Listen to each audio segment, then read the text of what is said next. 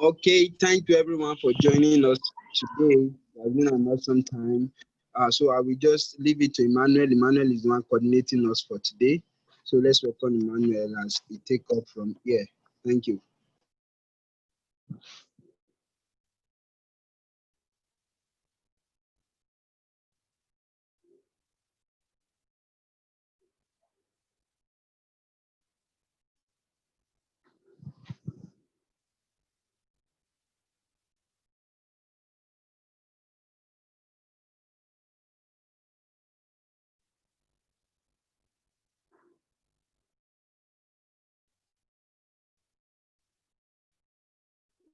Good evening to you all. Welcome to everyone for today's edition of the virtual mentorship program. As we'll be having one of our keynote speakers, keynote mentors today with us on this platform. I remember my humble self Adiba Emmanuel, and I'll be anchoring today's session. I guess each and every one of us are actually sign up and sign in with the respective and ascribed um, modality for today's program. Okay.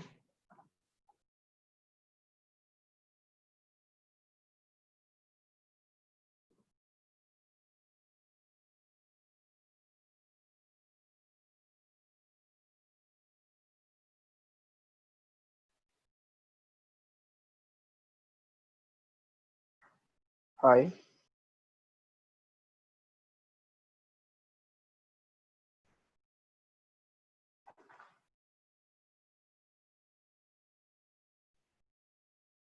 Okay, without wasting much of our time, by 7:15, we'll be having our mentor's biography,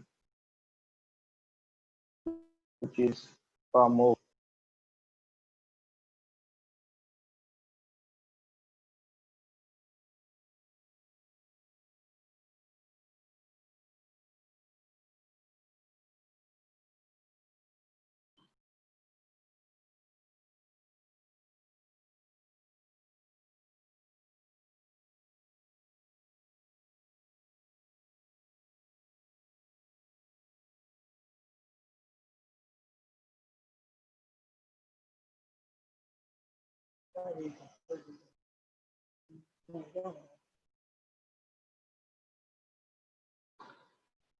Hello. Yeah, we are with you. Okay.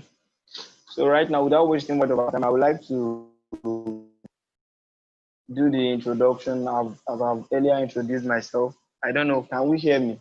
Can we all hear me? Hello. Yes, we can hear you. Okay. Yeah. Okay. So without wasting much of it, I would like to introduce our mentor for today's program in personal development, which is Oluwole Afolayan, Federal Ministry of Health, Abuja. Without wasting much of it, I would just like to just read his biography to each and every one of us so that we can understand our mentor and who we are having on our platform today. Afolayan Oluwole Gabriel is a senior scientific officer at Federal Ministry of Health, Abuja, a monitoring and evaluation expert, level of innovation in biomedical technology, a youth development advocate, and a nation builder.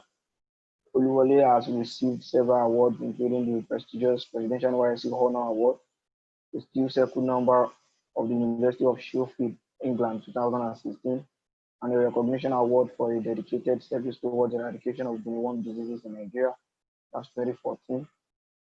Oluwole provided leadership at various spheres, including Secretary Research Subcommittee of the Nigerian Steering Committee on Neglected Tropical Diseases, Secretary Board of Trustees, Christian Medical Scientists and Basic Health Foundation, CMESBAP, and Director of Christian Social Responsibility, CSR, and Redeemed Church, Young Adults and Youth Affairs Region 10, Abuja.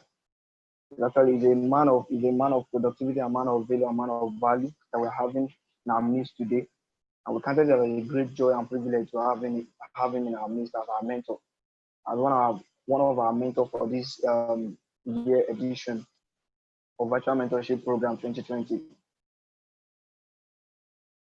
So right now, We'll be blessed and honored to have our mentor for tonight's session, Mr. Oluwole Afolayan, to take over from here as we delve quickly into today's topic on personal development. Thank you, sir. All right. Thank you so much, Emmanuel, for that brief introduction. And good evening, everyone. I hope it's been a wonderful experience since you started this online mentorship program.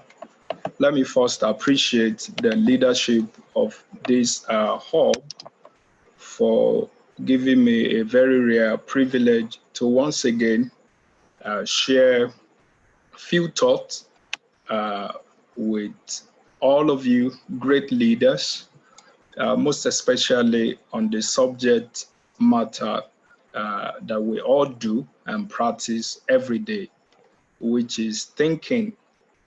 So I've been asked to talk about thinking, and I understand that I have today and tomorrow to do justice to this subject matter. And I'm very sure and excited that we're all going to learn one or two things that will enhance our result-oriented approach to issues that we can find in the society and even in our own personal life. I'm very sure that if we engage in this act of productive thinking, it will help us in moving forward in our achievement. So I don't know the number of minutes I have, including question and answer, so I know where to stop tonight. So Emmanuel, how many minutes do I have this evening? Okay. I have an hour. So by my time, I'm going to stop by 8. Then we can take questions and all of that. So it's going to be a very interactive section. And I want all of us, I think we're 12 on this platform, to participate fully so that we can all share from our words of experience. Beatrice Bulus is raising up her hand. I don't know what that means. Any comment from Beatrice Bulus?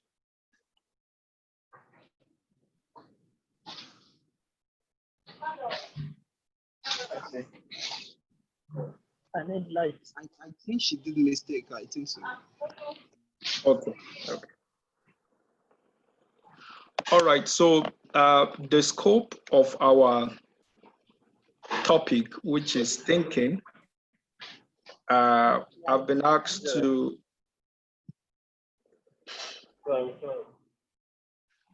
Okay, I've been asked to look at the subject matter, the subject of thinking in 3 different categories.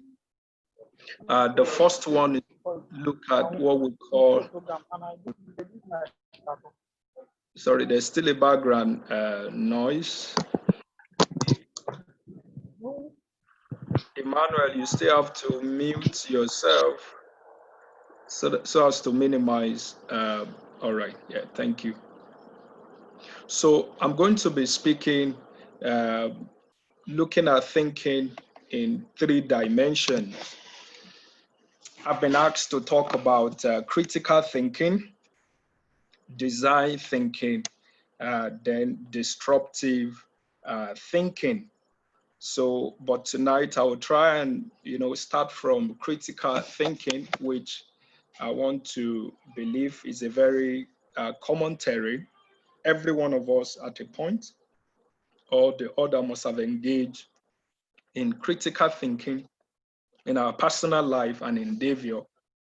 And from there, I hope I'll be able to also start the subject of design thinking. And by tomorrow, I'll wrap it up with disruptive thinking. So as a way of getting a feedback from friends, what exactly is this subject matter? What does it mean to think? Because from where I grew up, they always advise us not to think. My mom will always say, don't think, oh, do you know, when you think, your blood pressure will be on the high side. Do I have a witness? So why is this subject matter? What's thinking? Anyone who wants to share what he or she knows about thinking? I think I'm free to call anyone on this platform. Evelyn, if you can hear me, Rotimi Ayomide Evelyn, can you just in one statement tell me what you know about thinking?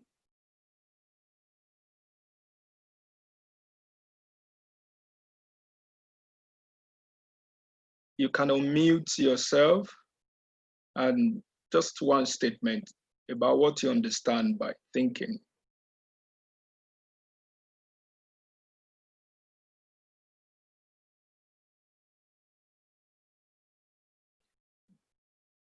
Okay, who wants to bail her out? Obiora, Sopuluchi, if you can hear me, can you talk to me in one statement what you understand, what's your own understanding about thinking? Okay, I understand thinking to be the use of one's mind to create something, to bring up ideas. That is what I understand thinking to be, sir. Okay, using of one's mind to create something, to create idea. Thank you for that beautiful contribution. Any other, let me call Fayomi Moreni Keji. Fayomi Moreni Keji, if you can hear me, can you unmute yourself and give us your own perspective about thinking? Okay, thinking is basically bringing to your consciousness thoughts from ideas, thoughts, or whatever that drops into your consciousness. You're basically being conscious about the things from your consciousness, rather. Sorry, take that again. Sorry. Yeah. Okay, I said thinking is bringing to your consciousness thoughts, ideas from your unconsciousness or from your experiences or from your environment. Okay. Did you get that, sir? Yes, I think the key point from your explanation is bringing to consciousness, Abby. Yes, sir. Yes, sir. Okay, so whether from observation, from subconscious, but there's this thing idea that suddenly become the focus of your attention. So that's wonderful contribution. I'm still waiting for admin to allow me share my screen so that I can project the slide I have for the, let's take one more feedback. Who is going now? Who is going for us?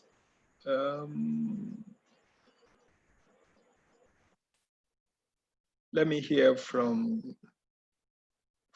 Gift. Gift, if you can hear me, unmute yourself. And let's have your own perspective about this thinking of the thing. Me, please allow me to share my screen.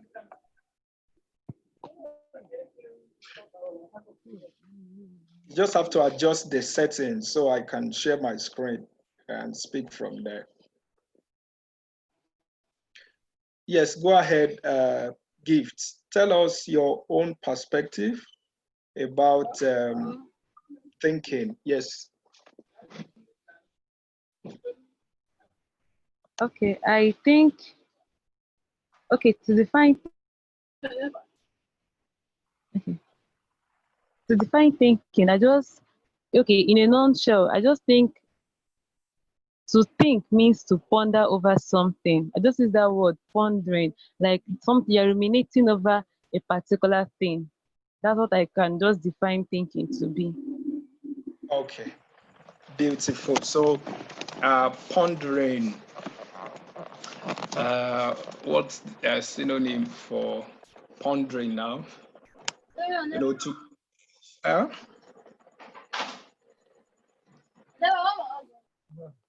Gift, are you still talking? Okay, so we have beautiful,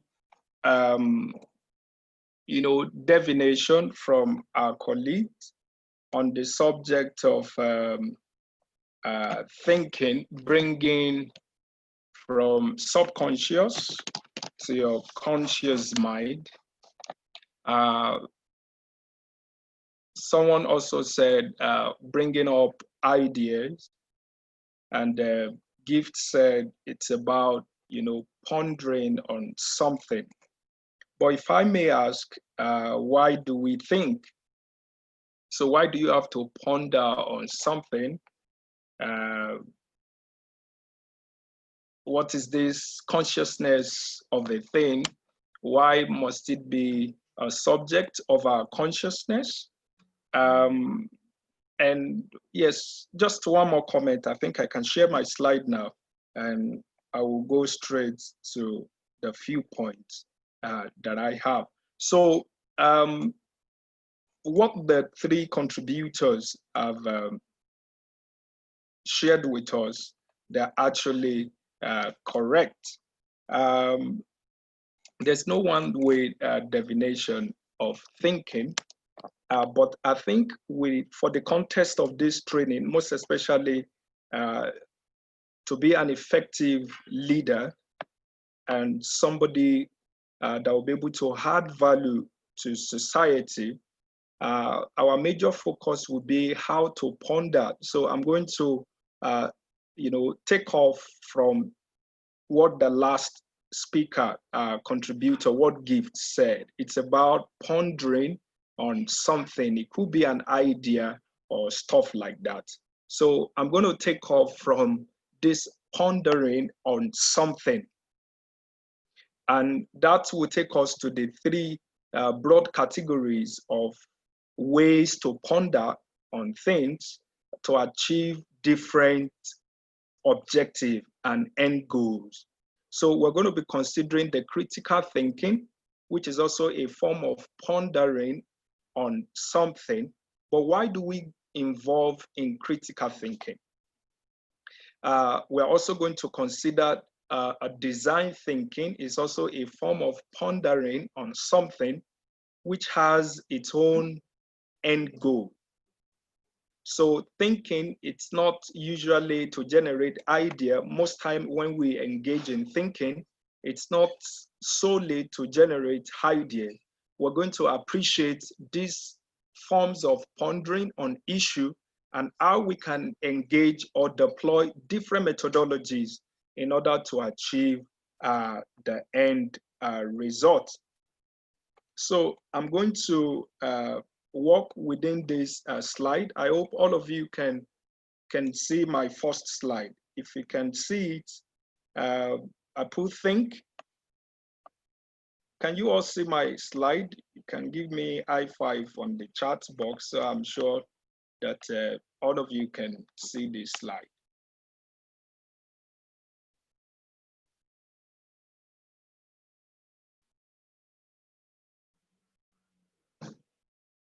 Okay, great.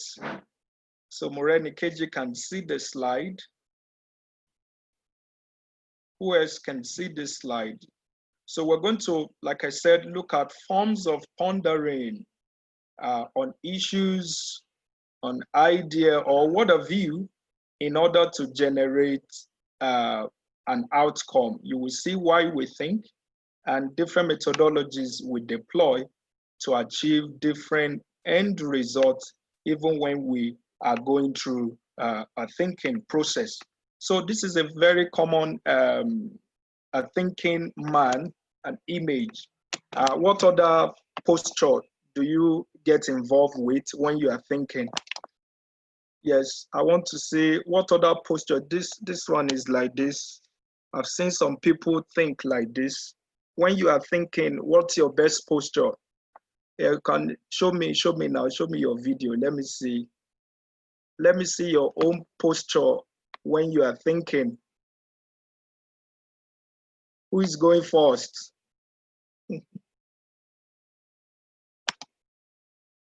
Yes, Bako, show me your own posture when you are thinking. Someone is doing like this. Are you eating Indomie or what? This one Indomie style. Okay, some posture is like this. I can see. Yes, who is show me your own thinking posture. Some is towards the head. Okay, I can see Tabe style. Yes, who else is going?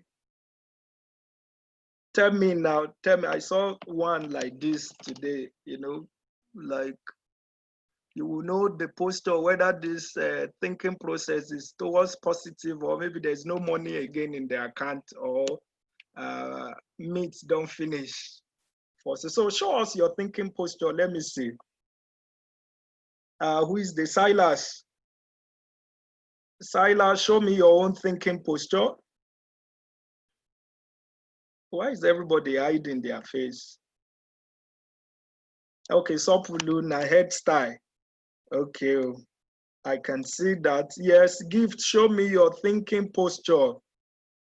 Not the one when there's no kerosene or gas, don't finish you. I mean, productive thinking process. Okay, yeah. So let's move on to different levels of pondering on issues with different outcome. And we're going to start from first from critical thinking. So I put here, critical thinking is the heart of analyzing facts. To understand a problem or situation thoroughly. It is usually enhanced as you gain more depth or technical know-how in your field of interest. The goal is to gain understanding of a situation and make a decision. Gain understanding of a situation and make decision. It is very, very important that we understand that when we involve in critical thinking, it is actually towards understanding a situation to make decisions. So decision making is the outcome of critical thinking.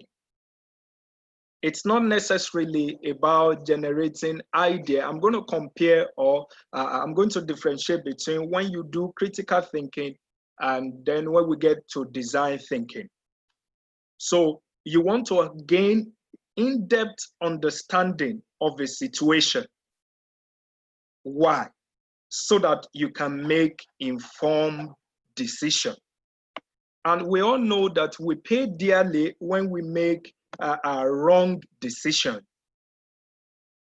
Have been a victim of bad decisions in life, and I pay dearly for it. No organization want to hire somebody who more than often always make bad decision that can, cost the organization the entire savings, that can destroy relationship, that are things you just do, when issues pop up and you are reacting instead of responding.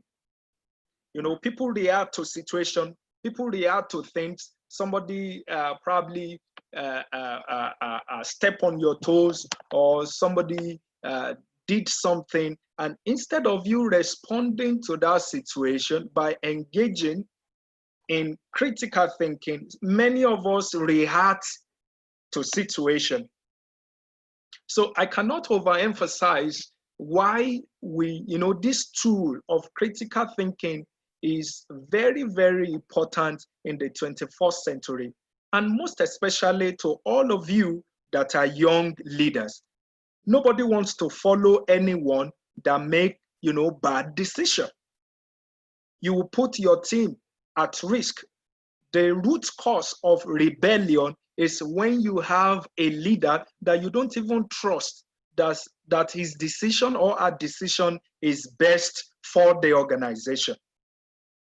So critical thinking is one of the sought after skills, or one of the tools that efficient leaders deploy, especially to arrive at logical conclusion that can enhance productivity and move the cause or anything that you are involved with that can move it forward. So if you're in a relationship, it's going to be, it's going to enhance the relationship between you and your fiance, or if you are among a team, if you're leading a small group, if whether at work, in the society, in school, and everything, it is very, very important that we know how to, engage ourselves with critical thinking in order to make sound decisions. So the whole concept, is for you to gain understanding. You want to gain understanding of the situation in order to make informed decision. And there are tools. There are about 6 steps generally that is so common when people are involved or get on board on critical thinking. And we're going to look at it in this form. Don't forget that you're just looking at a situation. You want to gain deep understanding of a situation. In gaining deep understanding of a situation, the first thing you need to do is to have the knowledge. So the first step to critical thinking is the knowledge about that situation. The knowledge about that situation. And I quickly, many of you are here because you're passionate about bringing change to the society. Probably you have observed something somewhere, and you're so passionate about it. You want a change. You want to you want to bring positive impact to your family, to your environment, and to the nation at large. Now, in analyzing or gaining understanding about that particular situation, the first thing is to gain knowledge about that situation. And how do we gain knowledge about a situation? There are what we call knowledge pointers. And knowledge pointers are questions you ask. That lady said pondering. As you're pondering, you're just asking questions. You're looking at that situation from up, down, left, and right, twisting, tweaking, and something, looking for an in-depth that will give you that platform, give you that in-depth of understanding about that situation. I take that again, that when we involve in critical thinking, we want to gain understanding about a situation. Why? So that we can make informed decision. There are 6 steps to do that. The first thing in your critical thinking journey is to ensure that you have the knowledge of that situation. And we're going to look at tools that you can use to gain knowledge of a situation. The tools is a very simple one, but it's just for you to ask the right question. And when you want to gain knowledge, the first thing is, what is it? For example, let's say you saw, okay, let me gain an example from anybody can suggest a situation so that we can use these tools to analyze that scenario. But what is coming to my mind at the moment is, let's take, for example, I love education. Why do people fail? Maybe there's a report now that this just released JAMB result. For example, this just released JAMB result. Let's say there's a report that says that only 6%, only 20% of people that wrote that exam scored above 200. Now, you now want to like dive into it. What could be the reason? And probably you're looking for what went wrong. What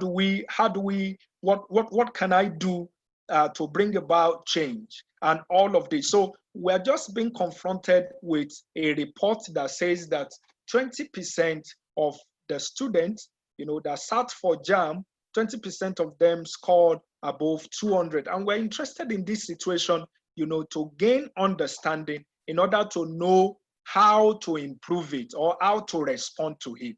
So in gaining knowledge of what actually happened, the first thing you need to do with the first thing up here, knowledge, is to ask questions. And we have pointers of knowledge that are classified into asking 6 questions. So if you want to gain knowledge, ask 6 questions. The first thing is what?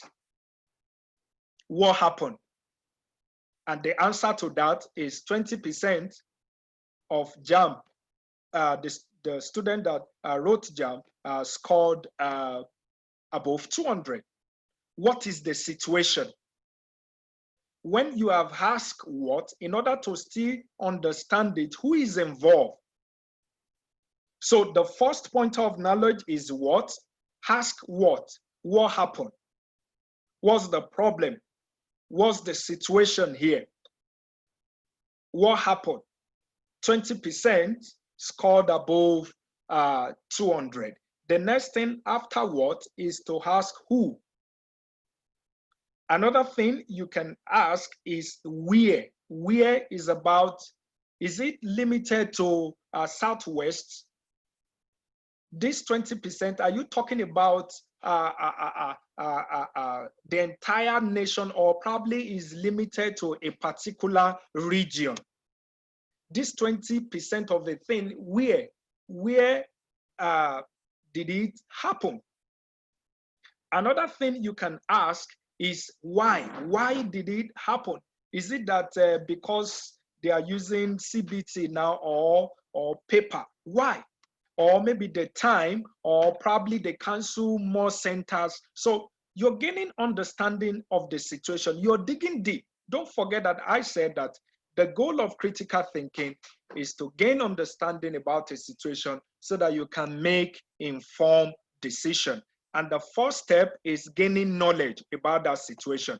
In gaining knowledge, we ask the question, what, why, where, when, what again, how. I take that again. What, why, where, when, how. And sometimes you can even ask what if. So these are, pointers of knowledge, especially when you are evaluating a situation in order to gain knowledge about that thing. Now, apart from gaining knowledge, then you now move to comprehension. So the first step in critical thinking is to be knowledgeable about that thing. And most of you don't just decide on solution. Don't just bring a solution on board when you don't follow critically. There could be other things, responsible for that situation you are interested in. But many of us, what we only ask is what. Once you just ask what, you just jump into decision making. Okay, what is it? You failed this thing. Okay, I think the next thing you should do is to go and take it again. No, you have to sit down and systematically gain knowledge about that situation. And it's also applicable to your own life. Many of us have had disappointment. I have faced several disappointments. I've faced several failures in my life. And sometimes I will now reflect. I'll just sit down and say, Olu, what actually happened? Why did it happen? Are there people responsible? Who is involved? Who play a critical role in this situation? When? Is it before something you did, or when, or during, or after? When you ask when, you are talking about timing, and you're looking whether it's before or on the spot or after something. So you're just, looking here and there, trying to gain understanding about what happened. I'm taking time to go through these stages. We're going to wrap it up with an example, and I'm going to give you an assignment on this process, because all of us have different things that interest us, and it's good for you to deploy these skills and come up with that thing, that situation you're looking at, especially the decisions you're about to make. The whole idea of this is to enhance the next decision in your life that you're about to make, and by going through the step-by-step ways of doing critical thinking. Now, in gaining comprehension, you now have to rearrange your facts. Through the knowledge pointer, you have dig down, look at that situation very, very well. When you have gained comprehension, is when you can now arrange the issues, arrange the facts, arrange the idea, and say, okay, for example, let me stick to this jam issue. Now that I know that, okay, people, it's 2020, this jam result is limited to only 2020 results. We've never had such a case in the past. Then I also understand that by asking where, I realized that this poor performance is coming from Southwest. And I'm asking why. I realized that many centers in Southwest, was more like they cancel many results from Southwest because many of them are involved in exam malpractices. So I'm, gaining knowledge about the situation. Then I can now move into comprehension stage. The comprehension is when you now have a deep understanding, you are able to organize, to separate that it's not a general problem. It's only, peculiar to this issue. And you're willing to look within that context to also go about solving that issue. And that's something that we gain by gaining comprehension, having an understanding.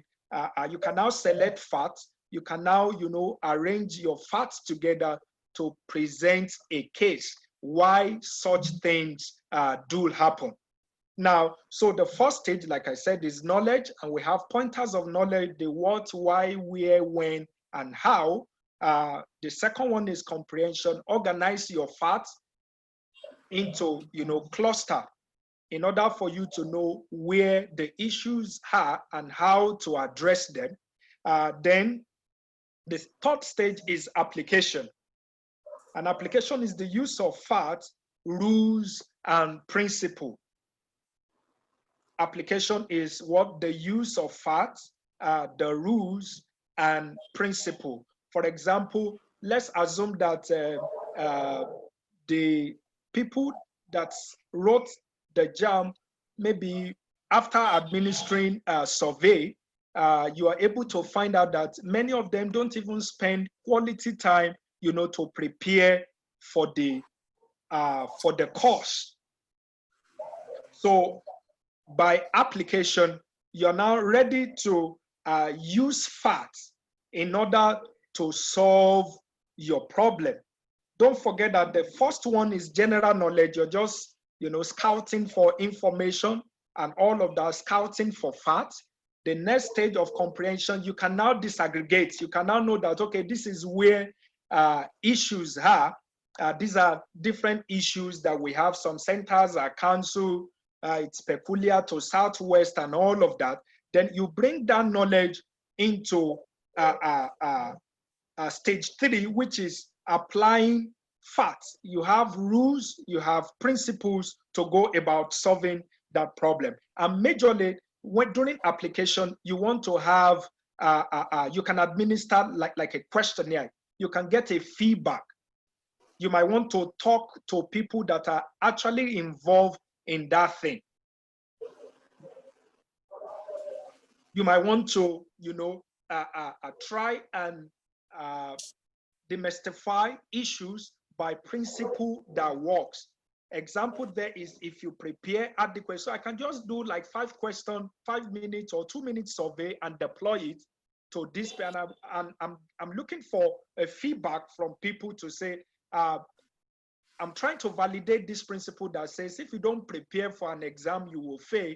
Whether that is applicable to this situation that I'm seeing with 20% of JAM students who eventually pass the course. So application by survey, getting a feedback from people can also help you, to address. Don't forget that the last stage of critical thinking is actually decision making, and all of these things you are doing, even up onto stage 3, you're still gaining understanding.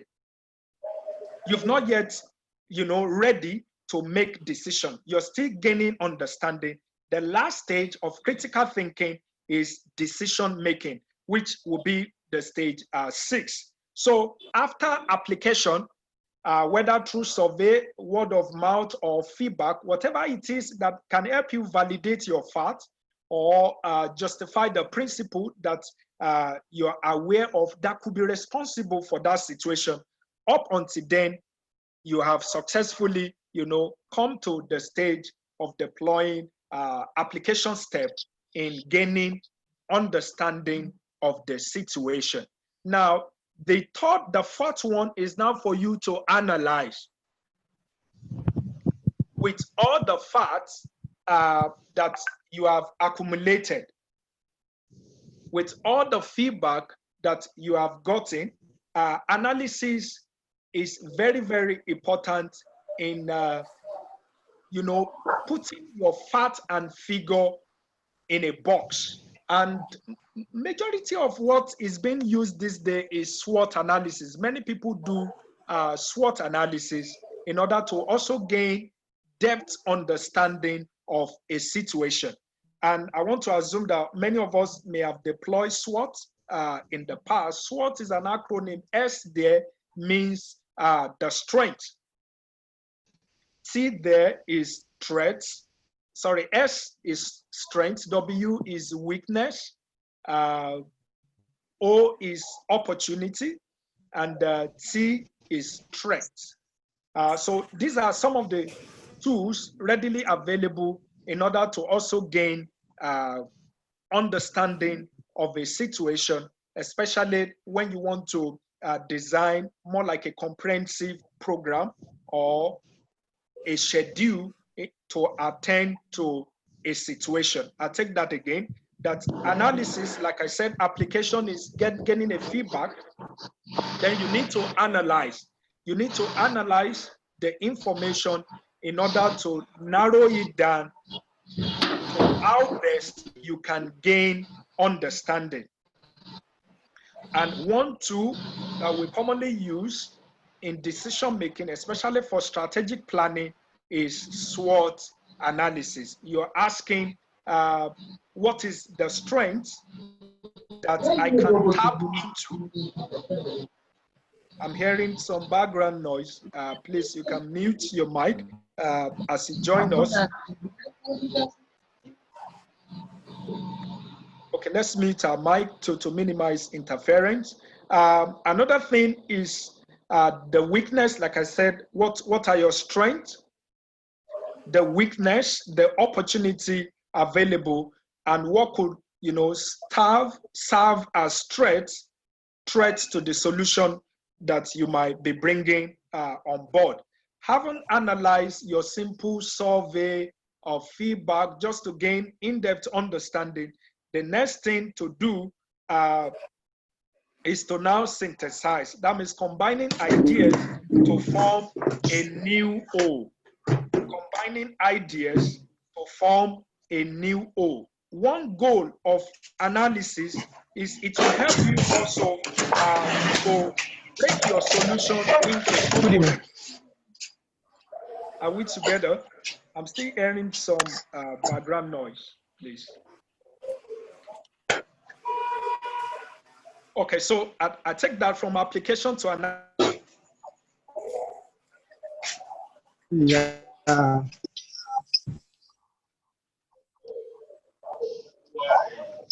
Silas, can you please mute your mic? Atumba Silas.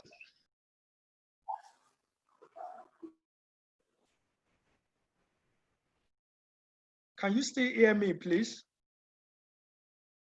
Yes, sir. We can move on now, sir. Okay, yeah, thank you so much. From application to analysis, analysis will help you create, you know, create your solution in form of parts, put them in cluster, When you put your solutions in cluster, that means you're not just giving one fit all to the situation, you're analyzing, for example, time of preparation. You're also analyzing the situation. I'm using the JAMB issue, for example. You're looking at the time of preparation. Are there things to be done at that level in order to enhance or improve performance? What about what happened in the day of exam? Probably in the day of exam, this person did not also handle time management can affect people. You may have prepared well before the exam, and even during the exam, you're now there, not unable to manage your time well. So what are you doing? You're trying to, you know, look at the situation and putting them into clusters. So there is one that affects before the exam. Let me just stick to this example so that I won't confuse us too much. So there is one thing you need to do before the exam day. There is also things you need to do on the exam day that could be responsible for that poor test score. And are there other things you can do after the exam? You can imagine somebody who have managed his time very well, but the only gap is that he refused to submit, to click submit. For example, if he's using digital, the first time one of my younger brother came and, you know, he made an attempt to sit down for JAM on a digital platform, this computer-based of a thing, because he wasn't that exposed to computer use before. There was this panic and nervousness. And I remember that he came back home and said he wasn't sure whether he clicked submit or not. So, but it is when you know, call for a feedback or administer a questionnaire that you can get this feedback from people that actually took part in the exam, and that can help you in packaging your solution towards that way. Now, synthesis is to combine idea.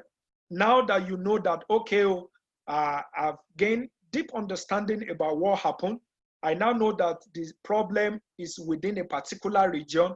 I also understand that the issue could be before the exam or even within the day of exam.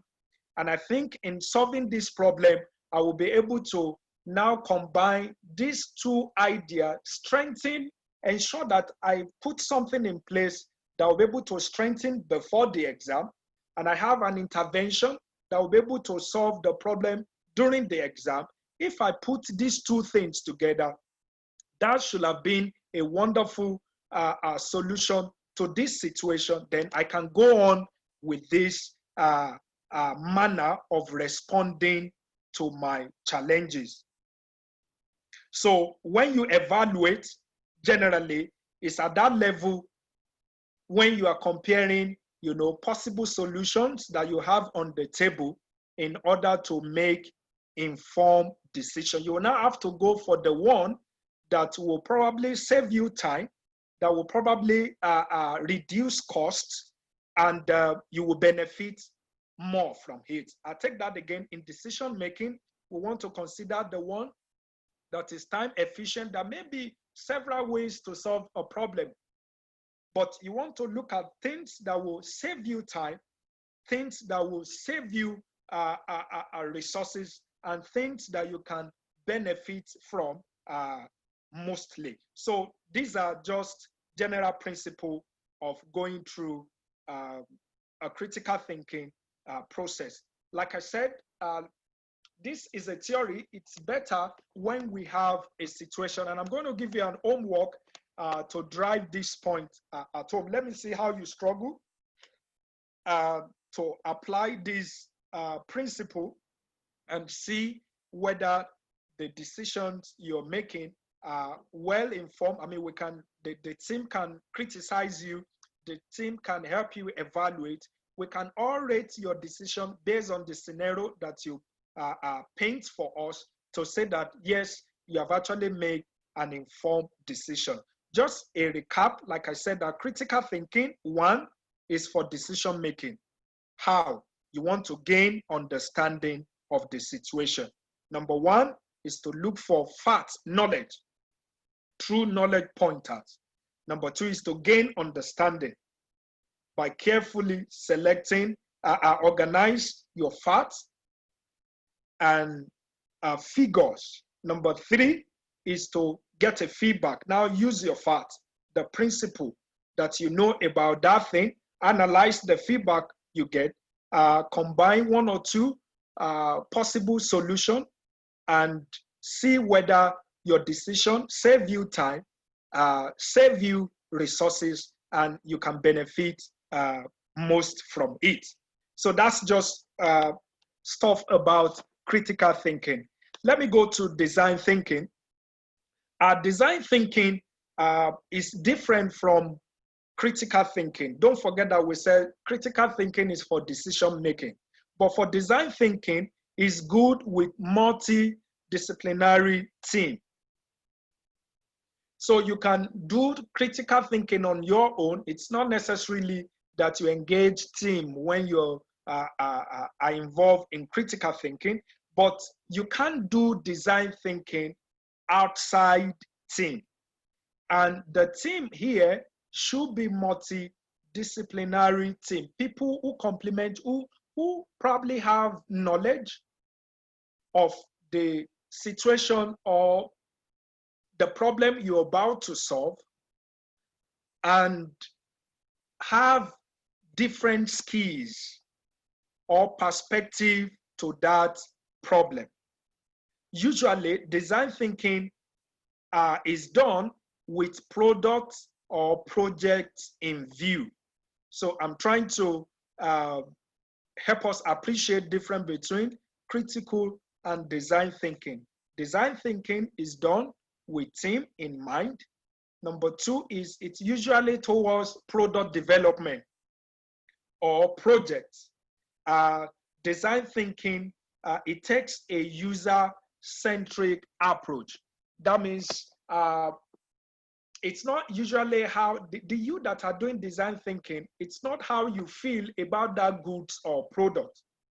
It is actually centered around the people that will use that product or services, so to say. So it is user-centric.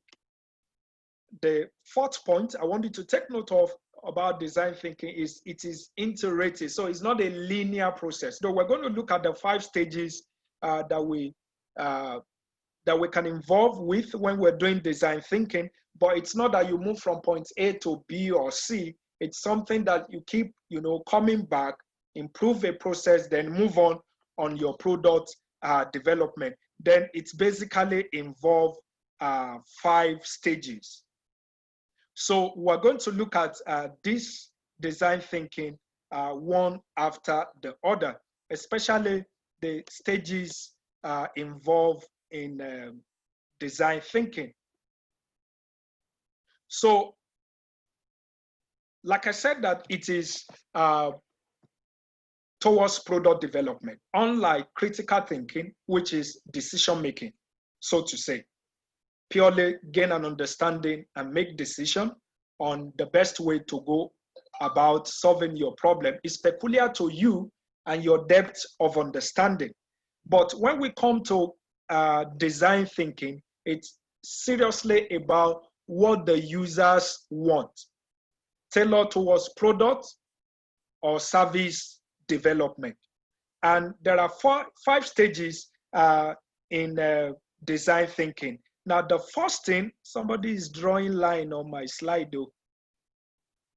Okay, so the first stage to gain understanding about what the users, so the starting point is the process starts with ensuring a good understanding of issues, experience, and the user's need. It's always about user, what the users want. And how do you gain understanding about what the users want? You need to know what the users need, users' experiences, and the issues. So let's take, for example, a product. What product is common to everybody?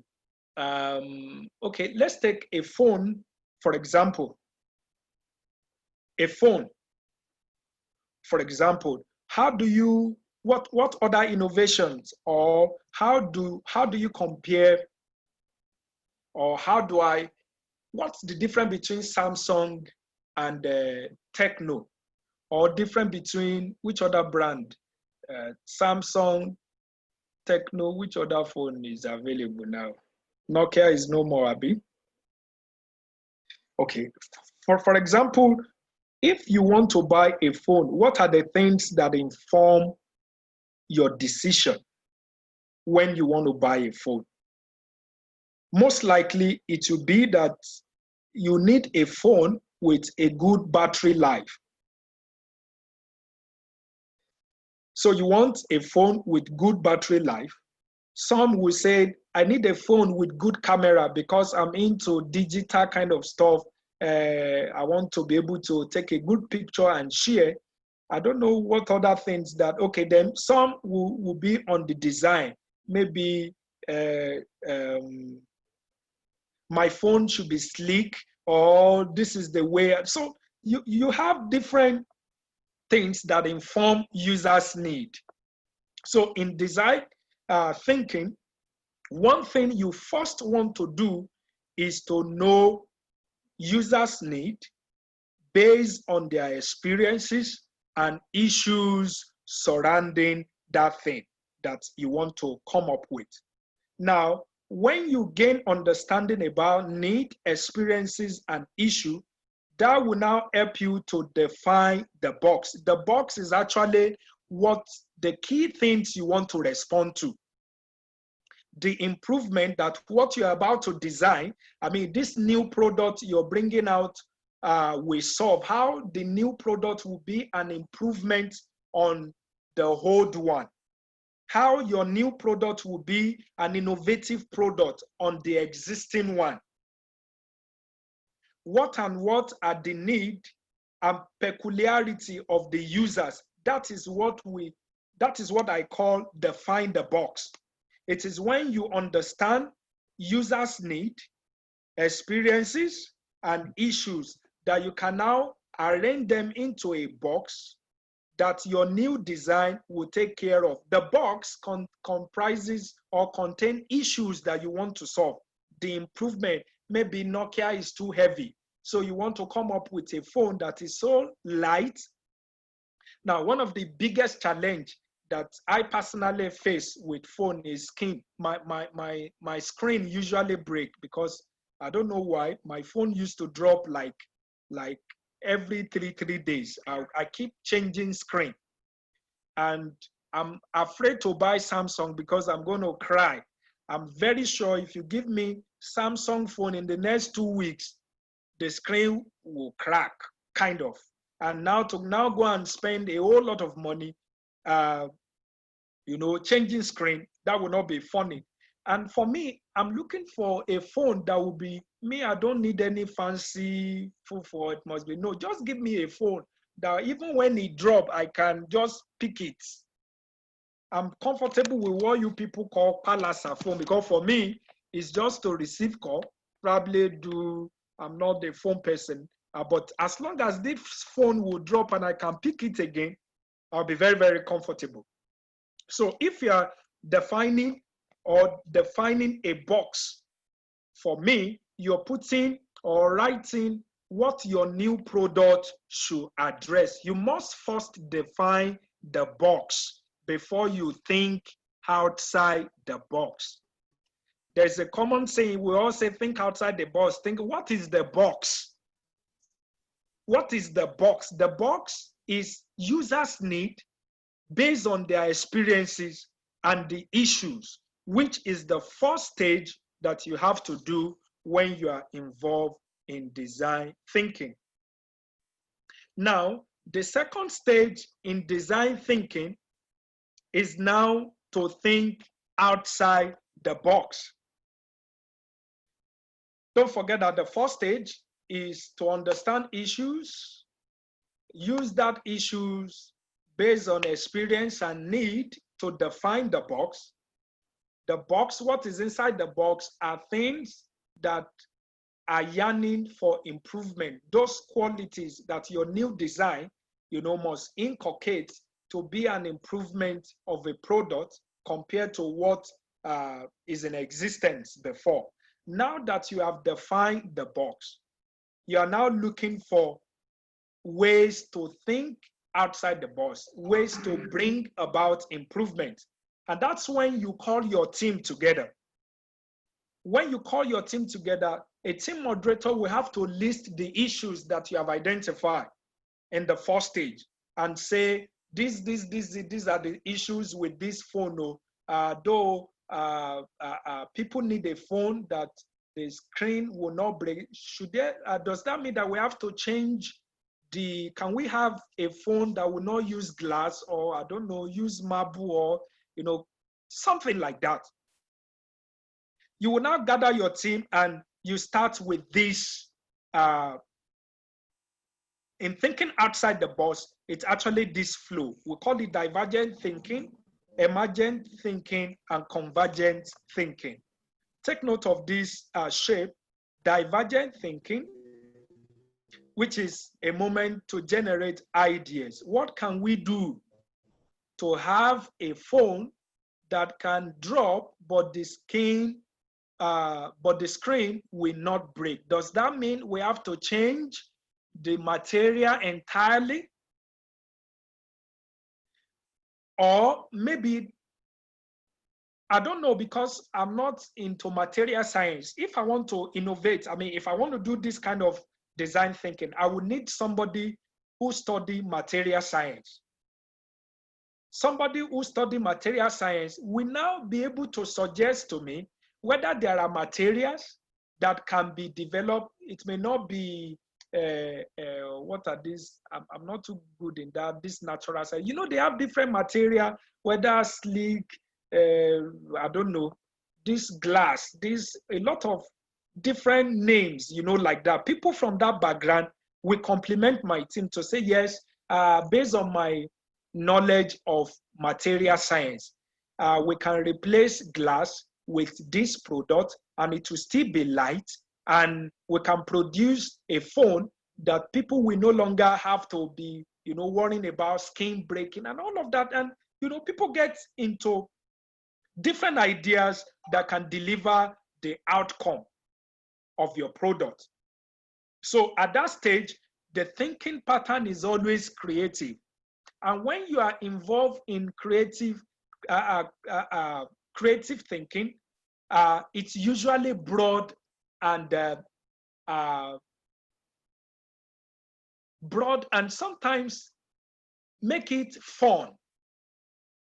at the beginning of your thinking outside the box. When you are doing divergent thinking, the hallmark of divergent thinking is make the thinking section, make it fun. Let people begin to make suggestions, give you ideas that are crazy. Don't say, no, that's not possible. No, allow every team member to say nonsense. Allow them to say what they like. Allow them to say stupid things. Allow them to say things unimaginable, things unimplementable. At the beginning of divergent thinking, you don't cut the team short. And usually when I'm doing that within my team, I always give 30 minutes. When I'm doing divergent thinking, I will call my team. I said, we have to be creative with our idea. And when we're doing divergent thinking within 30 minutes, everybody is allowed to say anything as long as it's an idea to them that will solve the problem or will bring about improvements in the product that we are talking about. I don't know if you understand this concept. So divergent thinking is always creative. Be bold, be inspired. Don't cut team short. Let them make crazy suggestions. In fact, it is as when the idea is getting funny that innovative suggestion will pop up. It is when people have exhausted what they know about what the solution look like, and people are just making funny suggestions.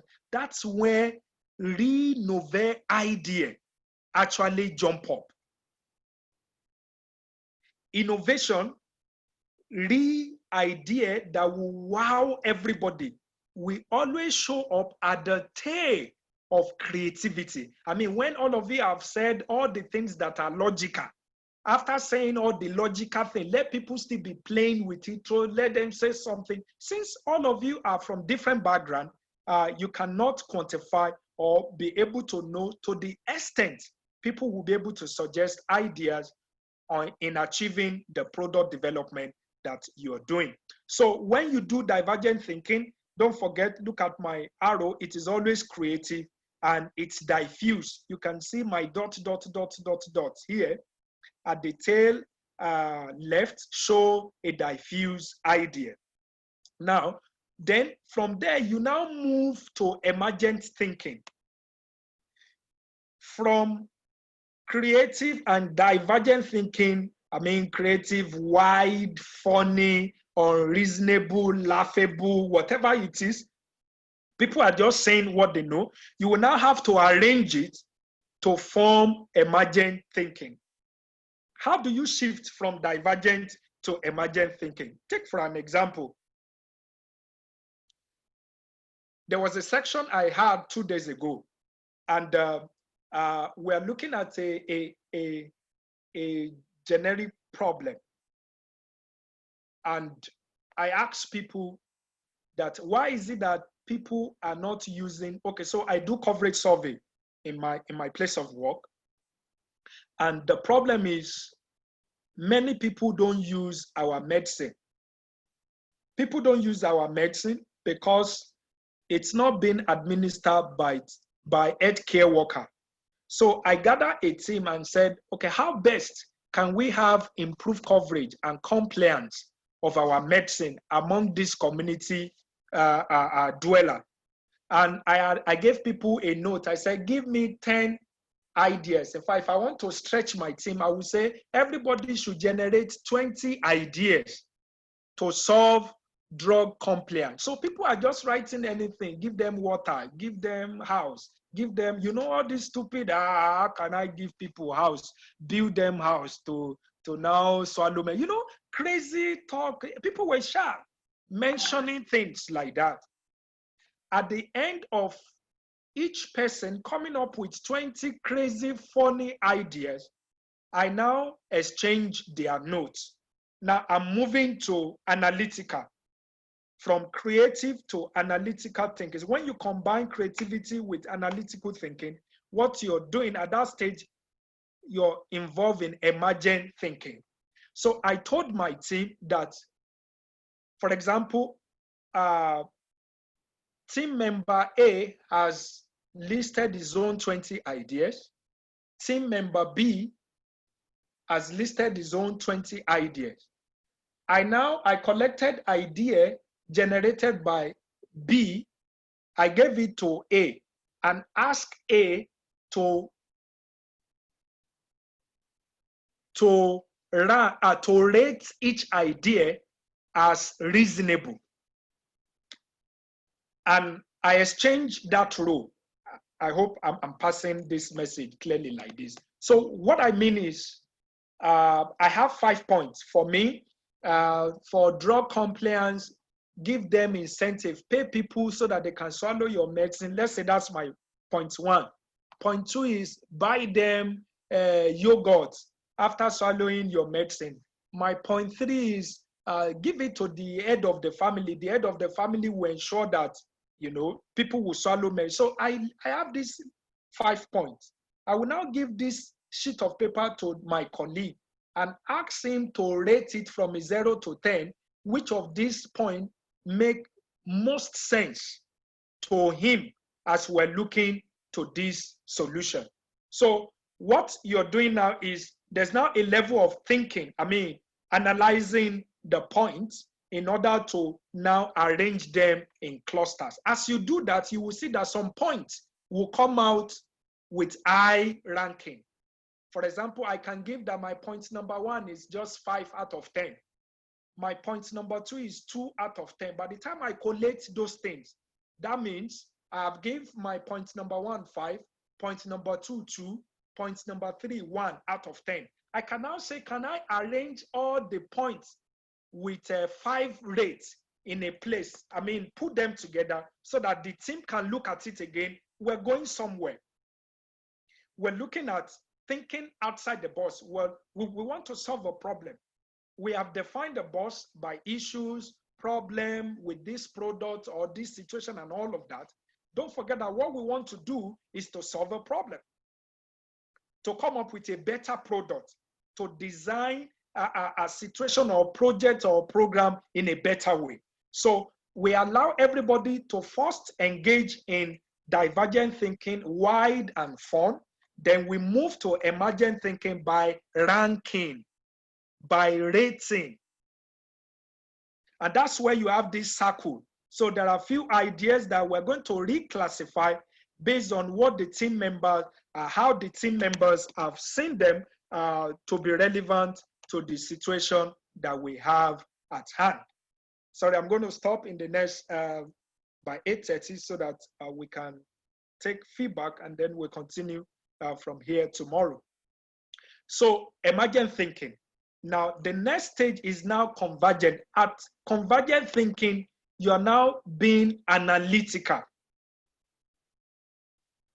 Analytical, you have sieved ideas, you've grouped them into cluster, and now you're at the point where you're looking at the visibility. One of the ideas that will not reach the last stage is giving people houses.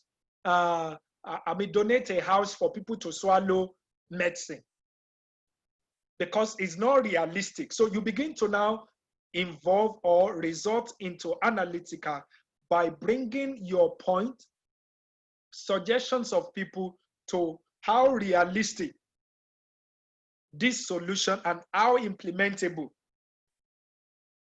and how this can become things that can improve that product.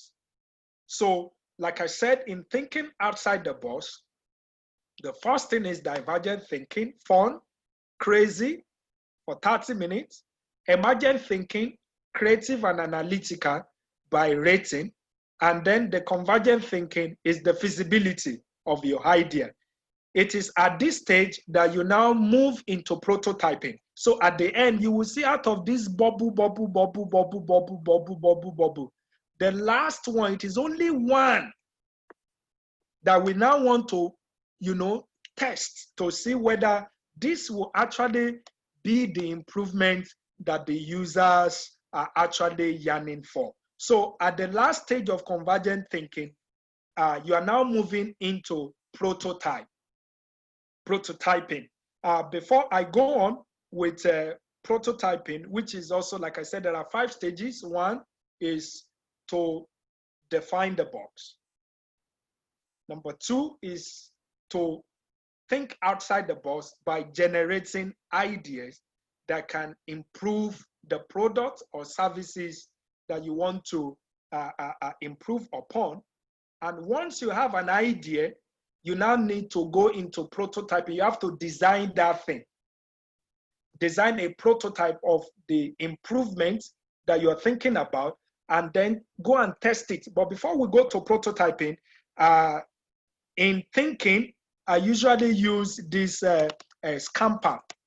I will stop on this slide and take a few questions, and we'll continue from prototyping, testing, and then implementation tomorrow, which will now bring to the end the concept of design thinking. And then we talk about disruptive thinking, which is basically about how we do business, and it's technology driven. We're going to look at that tomorrow. But to wrap up tonight's meeting, when you want to think outside the box, use Scamper. Scamper is an acronym, to also provoke ideas. On the existing product, what can you substitute? X means substitute. What can you substitute in this product that will bring improvement to the previous product? Okay, let me take that again. For example, my own peculiar need and experience is that my phone used to drop all the time and my screen breaks almost every time. I will appreciate if I can have a phone that the screen will not break even when, even when it falls. So somebody will now start thinking about maybe bulletproof kind of glass will be able to do it, and can I afford it? Something like that. What can you substitute that will make this product now meet the need of the user? So when you are thinking about how to bring about improvement, always think about what you can substitute. Another thing you can think about that can, provoke idea generation is what can you combine? What do we combine together? One key innovation that I see, look at the chair. Initially, during my own secondary school, we used chair and locker. You have a big locker and you have a chair. In fact, they will have to send us home to carry. When you are entering GS1, you will bring a chair from home and a locker. But have you seen chair and locker combined together in this kind of flip chair? One chair that you will just flip like this, and then you have both. It will serve you for the chair at the same time as the locker. So you have it 2 in 1. So look around you. What can you combine that will bring about, that will serve this user, make life more comfortable for him?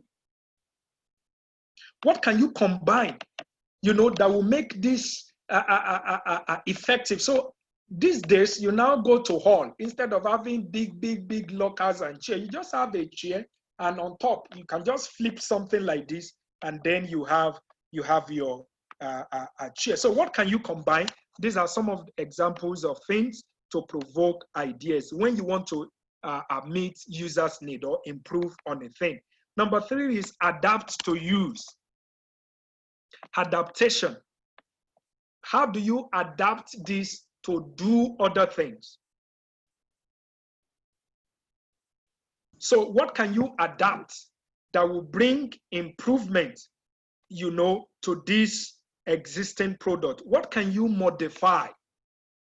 What can you modify? What can you modify that will bring improvement? If this is how this thing is like, can we now have something that could serve? Okay, for example, look at this. In fact, majority of innovation that I see these days are a combination of things. Look at this Aboki radio that they carry about now. China is always leveraging on this thing. you can adapt your phone to also serve as radio.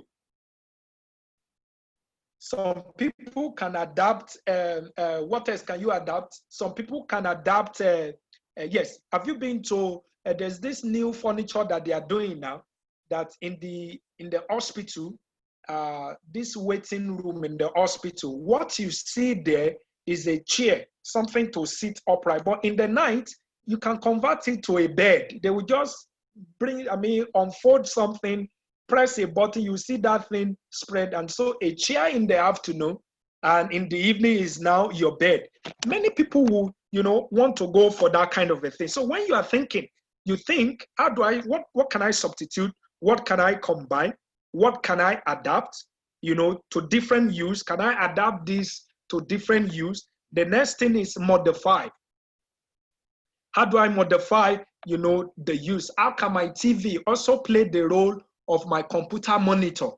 I have a TV here that I can do Bluetooth.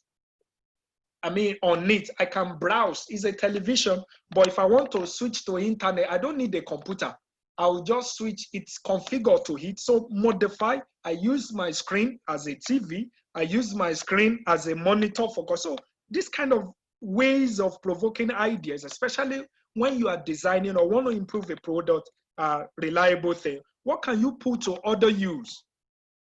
We've been using it for this, and then we can now use it for this again. I'm trying to think of a typical example of putting to other use.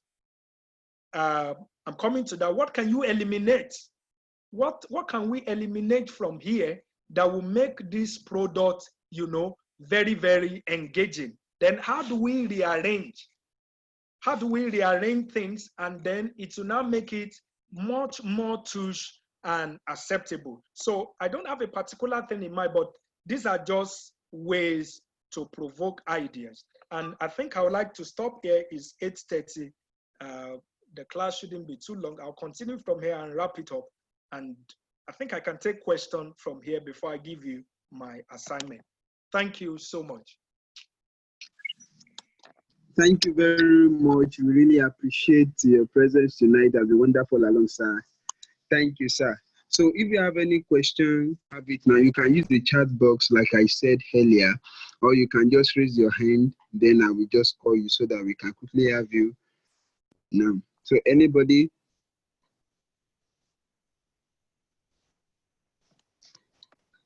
We are waiting for you. I think, yeah. Do you have anybody coming on board? I want to ask any question concerning, okay.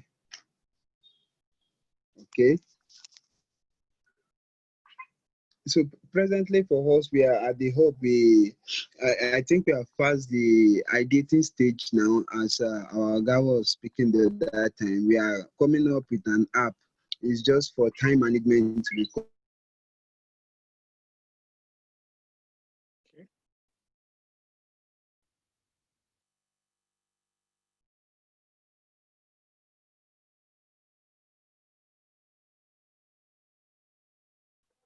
I can't hear you again, Tabe. Does is just to keep your time thickness of the app, because you have some other things having a very good app on that, and you have a something and everything. You can start using the app, but after a few weeks you stop because you have not been trained and it's not part of it. So for us at the hub, part of what we do is to give people training for 21 days. Then during the 21 days, we just have some graduates, the May section.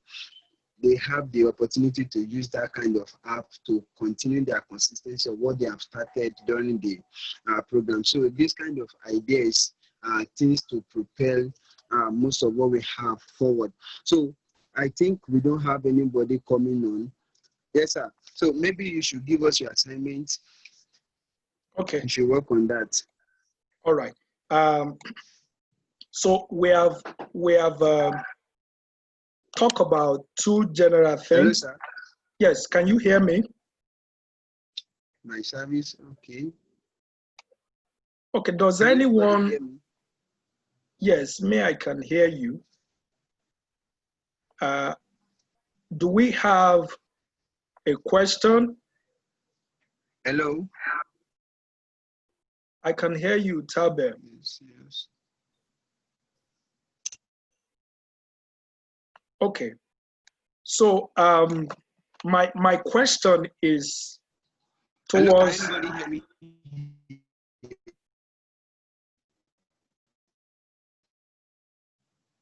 Can just raise your hand. Let me know whether it's my service. Yeah, I think it's my service. Okay. So, Polichi, thank you. Okay. We are waiting for that Gabriel, sir. Mr. Gabriel.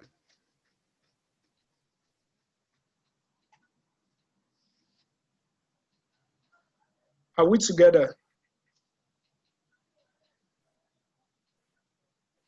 Oh. Okay. Thank you, everyone. I believe you can all hear me clearly now.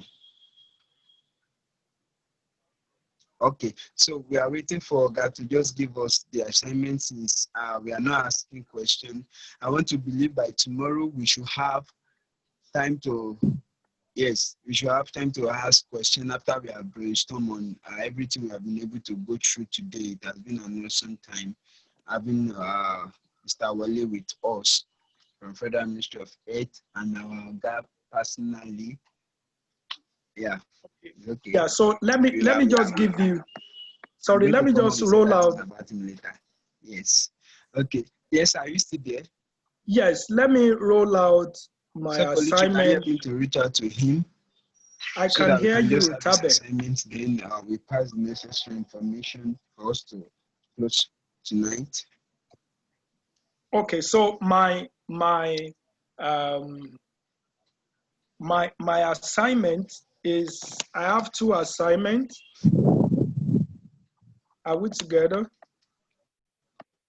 I have two assignments for the team against tomorrow.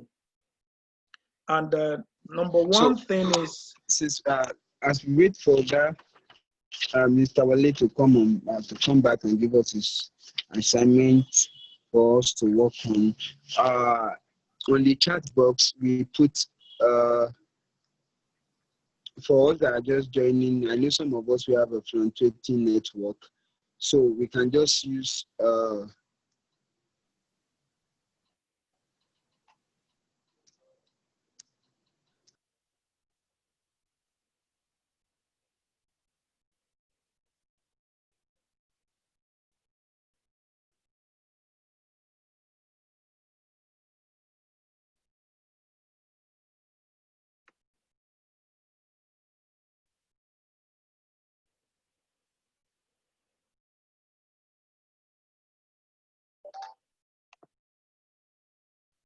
Hello?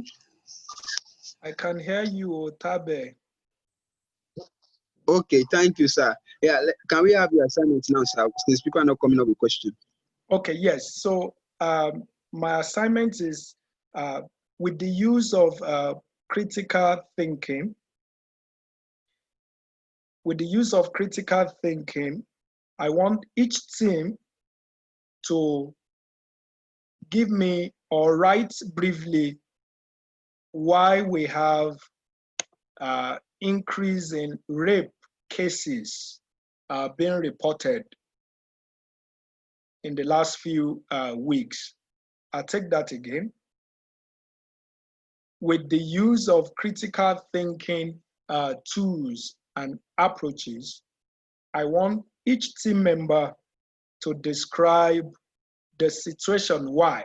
I mean, to write a brief in order to gain understanding of why we have increase in rape cases being reported in the last few weeks. That's assignment number one.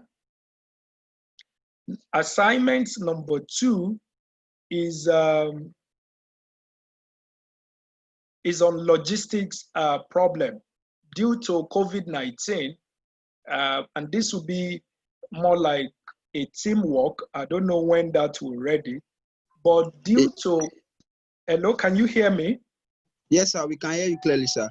So the first one is to gain understanding using critical thinking on why we have increase in what? In rape cases being reported in few weeks ago. There's been a lot of campaign and all of this about rape. So I want to understand that situation in order to to help the society make informed decision about that. And I want the team to use critical thinking tools to bring out that understanding and then make decision on what to do. That's assignment number 1. I don't know if that's clear enough. Assignment number 2 is to solve logistics problem. The COVID-19 pandemic has, brought a whole lot of issues. People cannot travel. We are all doing social distancing. I mean, we are asked to stay at home and all of that. So how best, are there other ways using Scamper now? What are the other ways to improve products, access to products and goods, moving forward from this COVID-19 season? I'll take that again. I'm still just thinking about it. 2 things. Number 1 is the rape cases. We have increase in rape cases and reporting in the last few years, few weeks. Can you use critical thinking approach to help us gain understanding about why we're experiencing that at the moment? And in order for us to make decision on what to do, to curb it, that's assignment number 1. Assignment number 2 is, since COVID-19 now has reduced movement, what other ways can goods be delivered? And I want you to use Scamper, to generate ideas. Using Scamper method, I want you to, come up with, each team will come up with 10 ideas, 10 solid ways in which logistics can be improved, putting the context of lockdown in COVID-19. I don't know if that makes sense, or I need to type it. Do we get that question? Can Yes, somebody, sir. do we get it? Yes, sir. I can come back from my own notes. Yes, sir. Okay. So what is the number 1? Use critical thinking approach. Okay. With the use of critical thinking approach, each team should come up with a brief why we have increase in the rape cases being reported in the last few days, few and weeks. Good. And what we can do, I mean, how should we respond? What should be our decision? Don't forget that critical thinking goal is to make what? Is to inform decision. Are you with me? So what do we do? Use critical thinking to give us, I want to gain understanding about what is happening about rape cases in Nigeria. That's what each team, so that when you come up with this tomorrow, we'll be able to know what to do as a team towards it. Number 2 assignment is, we now have issues with logistics due to lockdown. Tell me 10 ways in which that can be improved. What are the 10 ways that we could have access to goods and services in the context of COVID-19 lockdown? What are the 10? I need 10 ideas from each of you on how we could, have access to goods and services in the context of COVID-19. That means, how do we improve? Are there other ways that logistics can be done? I mean, having access to goods, looking at the fact that we're all asked to stay at home. So I need 10 ideas from each of you so that we can apply the emergent, divergent, and convergent thinking. And you'll be surprised what will be our own solution to that. probably if we have time tomorrow, we'll do it online, and we can all be proud of our suggestion and contribution to this issue on ground. So there are two issues in the society. We have rape issue, and we're being confronted with access to goods and services, logistics issue. So how do we improve on logistics, putting Scamper into, play around it and see whether you come up with something great that we can all play around tomorrow and see who has the best solution or idea. And I promise the person with a gift, I will do data subscription for the person with most impressive, and also help you promote your work. So the only person that came up with fantastic solution using Scamper to issues of logistics, I'll do data subscription for you, or maybe 1 or 2 or 3. Thank you so much. Yeah. Thank you, sir. We really appreciate it. This is wonderful. Yeah. So the thing that means that let's work together. I'm always around. You get it for tonight's with us, and we can really say that it's wonderful section, sir. So we tomorrow powerfully solving our assignment and having time to do the workout here as we have you. So thank you, everyone. I'm already putting something on our chat box, so you can just tweet with it on the Twitter. Don't forget to hashtag us. This means a lot to us. We want people to know what we are doing here. It's you know that it's not just a small thing having something like this up here, but I know as we project this together, people will be able to learn of what we do in the hub, and again we can reach so many people. So presently we have okay, sir, please can you help me to take down your screen, sir? Slide. Okay, yes, I will. Thank you, sir. Oh, my slide have gone again. So you can just hashtag us with that on your screen. Sorry, I'm trying to type as fast as I can.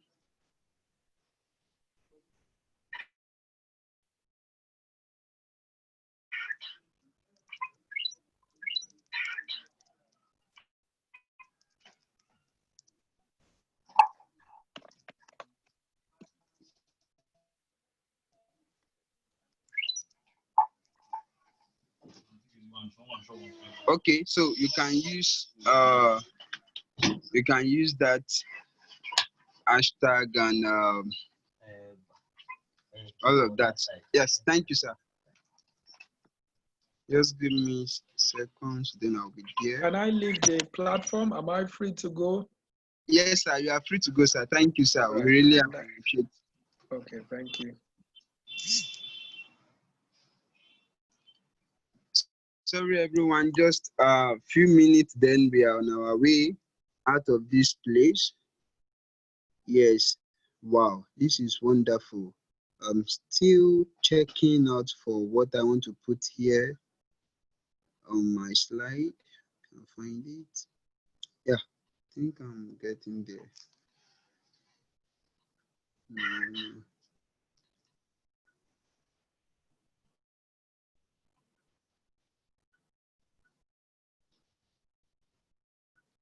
Wow, this is wonderful. Okay, so presently we have the focus up that is going on at the hub. It is just about time management that I just spoke about the other time, for people to learn how to manage their time and being productive with their days, and it has been wonderful all along. So we really want you to project this that we're having here. I know that one way or the other you have been helped tonight. Yeah, so this is the I know some of us have seen this before, so you can still do it to project it on yours and all. We really appreciate that. So